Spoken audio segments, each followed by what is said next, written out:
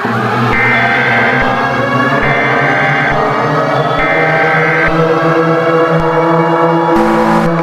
is a civil emergency message transmitted at the request of the Chicago Police Department and local authorities. At approximately 4:15 p.m., an unidentified entity was reported infiltrating the greater Chicago metropolitan area. City officials have declared an immediate state of emergency. All residents are advised to evacuate the city immediately.